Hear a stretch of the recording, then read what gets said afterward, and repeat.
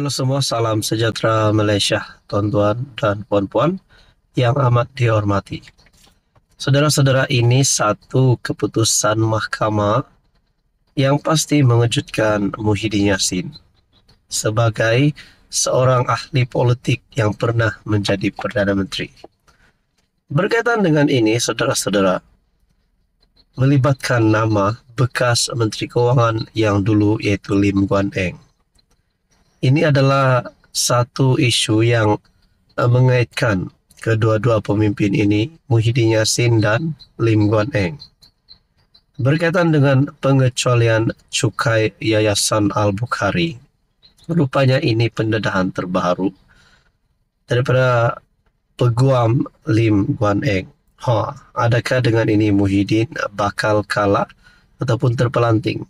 Kita nantikan.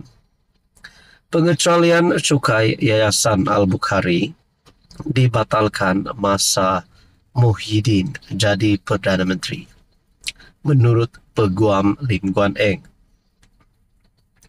Mahkamah Tinggi di sini hari ini, bertarik 15 Julai, diberitahu bahawa isu pembatalan pengecualian cukai kepada Yayasan Al-Bukhari berlaku ketika Tan Sri Muhyiddin Yassin menjadi Perdana Menteri. Peguam Guok Ngek Siong yang mewakili bekas Menteri Keuangan Lim Guan Eng berkata surat yang dikeluarkan dan ditandatangani pengerusi yayasan itu, Tan Sri Syed Mokhtar Al-Bukhari, pada 5 Februari 2021. Menunjukkan gambaran yang jelas. Menunjukkan gambaran jelas berhubung perkara berkenaan.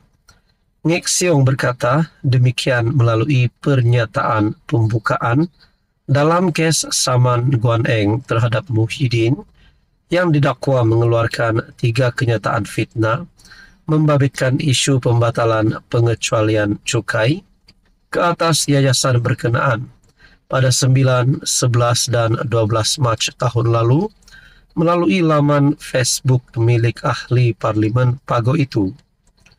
Menurut peguam itu, perkataan yang digunakan Syed Mokhtar dalam surat berkenaan adalah sangat jelas, yaitu baru-baru ini yang hanya boleh bermaksud ia berdasarkan pada tarikh 5 Februari 2021.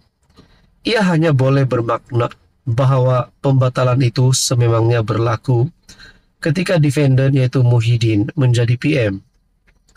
Surat daripada Tan Sri Syed Mokhtar itu tidak menyatakan plaintiff Guan Eng atau kerajaan PH yang jatuh pada akhir Februari 2020 disebabkan langkah Sheraton yang mana defendant memainkan peranan penting bersama beberapa MP lain meliputi Datuk Seri Muhammad Azmin dan Datuk Zuraida Kamarudin sebagai orang yang bertanggungjawab dengan pembatalan terbabit. Walau apapun dokumen akan dikemukakan di mahkamah, juga akan menunjukkan tidak ada satu pun bukti atau dokumen boleh membuktikan bahawa plaintiff yang menyebabkan pengecualian cukai yang diberikan kepada Yayasan Al-Bukhari dibatalkan, katanya. Malah Ngek Siong berkata PM Datuk Seri Anwar Ibrahim telah membuat kenyataan pada sidang parlimen 21 Mac 2023 yang didakwa membongkar dan mendedahkan kenyataan fitnah defendant. Beliau berkata Anwar memaklumkan bahawa anak guamnya tidak pernah membatalkan status pengecualian cukai yang diberikan Yayasan Al-Bukhari. Saudara-saudara, Guan Eng mendakwa kenyataan fitnah itu juga bermaksud beliau menyalahgunakan kedudukan dan kuasanya dengan memberi kuasa atau mengarahkan LHDN untuk mengenakan cukai dan penalti ke atas yayasan kebajikan berkenaan apabila ia tidak patut dikenakan cukai.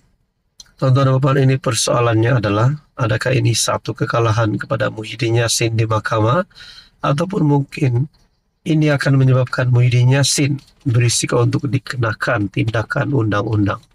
Jadi saudara-saudara, apa komen anda berkaitan dengan ini? Sekian saja. Sudah pasti banyak persoalan yang boleh dilakukan di sini. Halo semua, salam sejahtera Malaysia. Selamat datang ke channel Phelps Lifestyle. Tuan-tuan dan puan yang amat dihormati.